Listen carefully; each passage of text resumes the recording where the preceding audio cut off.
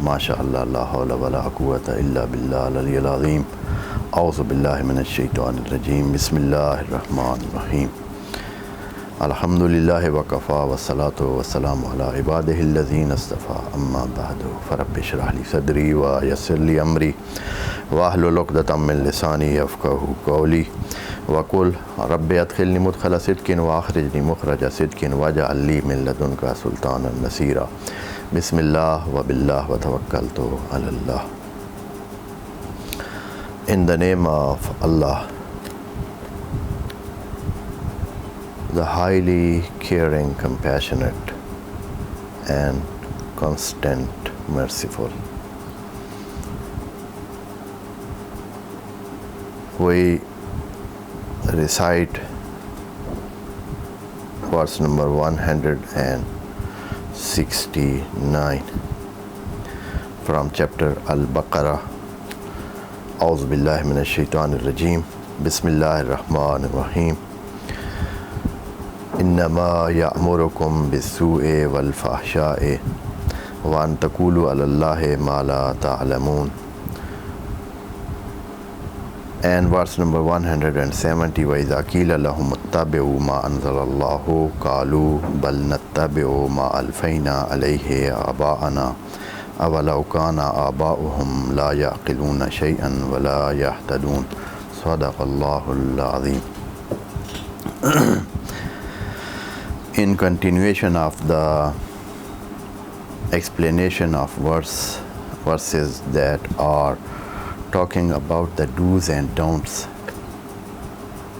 to mankind, Allah has expressed this in the verse before as He said, Ya ayyuhan nas, O mankind, and He is talking to them, and without seeing to which culture, to which religion, or to which society man belong, Allah give a universal principle for do's and don't, and this is to say to man, O man, you are free to utilize all what I have provided you with and all what I have created, as He has said, Ya ayyuhan nas kulu mimma fil arz, from what we have provided you with on the earth, halalan tayyiban, and of course He set some condition for that, and these conditions are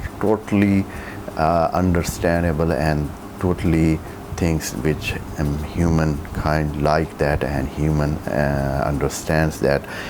Halalan means that it should be lawful. It shouldn't be something that is relating to others, that is owned by other, and you take it from it without their permission. That is halal. And also halal, of course, who relate to the religious societies, they should see their religion is allowing that or not, if this is halal or not. And also it should be tayyib, and tayyib means that something which is liked by man, which is of course it is delicious, it is something that man want to have it and like it, and it is not harmful, and it is not going to destroy his health or his condition, health condition, and other things which he is to have them. That is tayyib. And at the end, Allah is giving a big condition, and that is wala tattabi'u khutuwat ash-shaytan. And in all doing that, be careful not to follow the steps of Satan. Means you are allowed, you are free to use and utilize all what it is in the earth and what you can find it, And of course, with saying this, Allah saying earth is full of the ni'mat of Allah. Earth is full of what Allah has provided and created, and it is ready for man to use, and it is in his benefit to use it.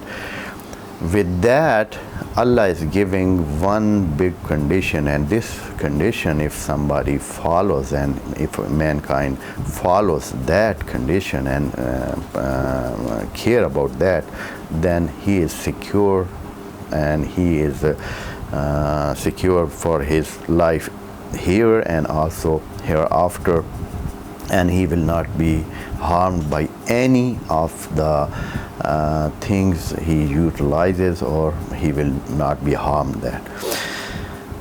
وَلَا تَتَّبِعُوا خُطُوَاتِ الشَّيْطَانِ, that you should not follow the steps of Satan, and reason is that إِنَّهُ لَكُمْ عَدُوٌّ مُبِينٌ, because he is a manifest and he is a clear enemy to mankind, to you mankind. And here Allah is not saying that he is enemy to mankind, but he is saying to you, and this means that Allah likes us so much, and as he addressed us, and he says lakum antum, means for you.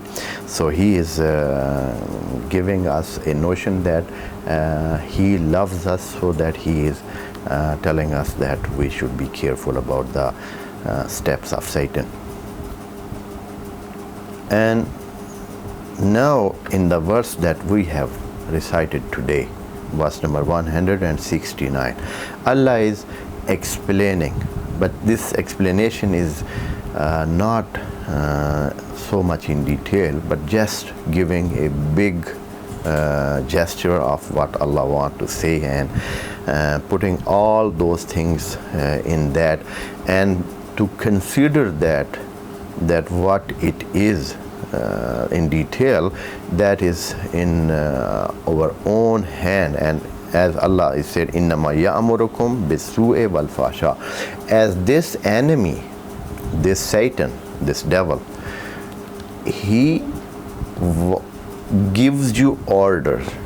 إِنَّمَا يَأْمُرُكُمْ, and in this word which Allah is using here, يَأْمُرُكُمْ, that amr, he commands you. It means that he first bring you under his dominance.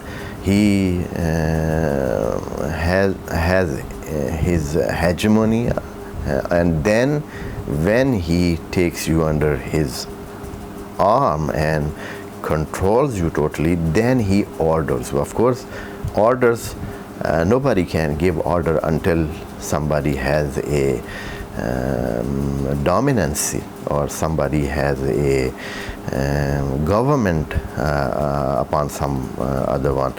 Innama ya'murukum, he gives order, and an equal person cannot give order. Somebody who is as equal as you are, then he is not able to give order.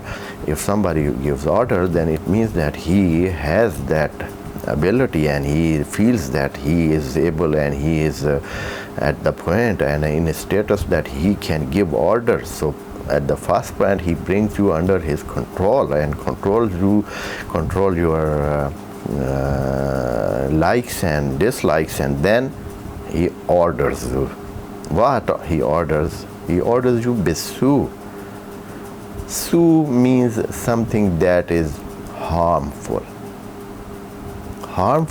for you, and Allah is not explaining this is harmful for somebody in this life or the life after this life. Of course, when Allah is talking to us, he is not just keeping in mind only this of our life, but also the life that hereafter, because Allah is saying that you should be careful about the life here and hereafter, because it is the next life. The next life is continuation of this life, and that is not something that we should forget it. وَلَا تَنْسَ نَصِيبَكَ مِنَ الدُّنْيَا but وَابْتَغِ فِي مَا آتَاكَ اللَّهُ الدَّارَ الْآخِرَةَ.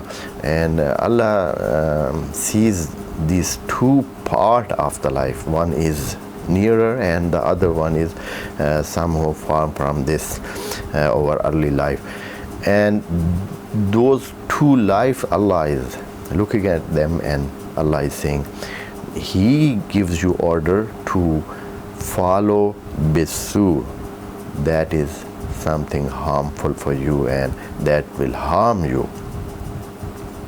And also He can give orders that harming in this life. Wal fahsha, and also something that this is disliked. It is something not good and also disliked by people. There are two kind of crimes or two kind of sins that man can commit. One is only sin, and it is not something that is disliked or it is hated by people. Maybe it is not so much hated, and people may not feel so much aggressed by that. But sometimes some crime or sins, they are in a situation that even people dislike that. For example, if somebody kills someone, and this is a heinous sin, and also a thing that is fahsha, means that strikes man's heart and man's mind and disturbs them, and it is not liked by them. So Allah includes both of them.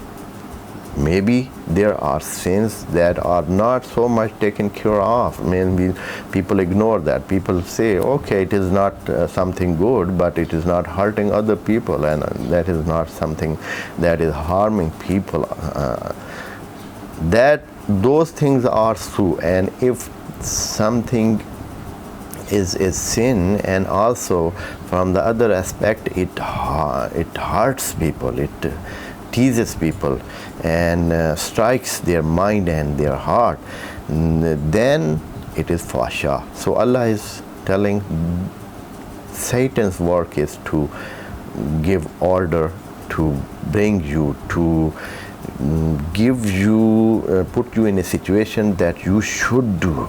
You are not, you cannot escape that, you cannot avoid that. That is inevitable because He has brought you under His control, and now you cannot escape and you cannot free yourself from His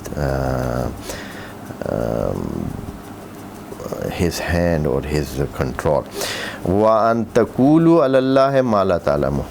And that is what Satan wants from man to do. What is that? To say things which are he does not know, and that very vast meaning in it. There is a vast meaning in it. وَأَن تَقُولُوا عَلَى اللَّهِ مَا لَا تَعْلَمُونَ. You say things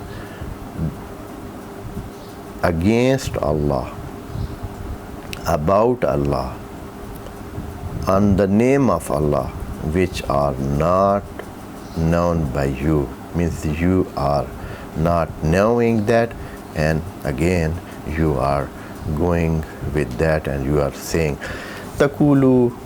Here this word kala yakulu, it is not only giving the meaning of uttering something, saying by tongue something, and just to speaking something. That is not only takulu. In Quran and also in Arabic language, in common language, takulu and kala yakulu used for even for thinking, for doing things, and for behaving or something. Some other meaning also. Some expert says that kala yakulu means fa'ala yaf'ulu, means even the meaning of fail it has in it. And with this aspect we can say وَأَن تَقُولُوا عَلَى اللَّهِ مَا لَا تَعْلَمُونَ. And He wants you to say and think about Allah what you don't know. It means that Allah wants us to be careful about this and not to say anything, not to think about Allah anything that is not suitable for Him. It means that Allah is not explaining what He wants us to say or think, but Allah is giving just a gesture, and just He is hinting that it is by Him said to you that you say something like which is not known by you. It can include so many things, so many aspects, so many ideas, or so many saying that are not suitable for Allah.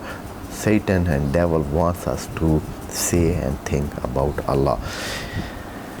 Here it is complete this narrative that Allah wants us to convey to us, and from the verse 170 Allah is telling another aspect of those people of the book, which they think and which they say and which they react to the invitation that was put forward to them by the prophet, or by the last prophet or the prophet before.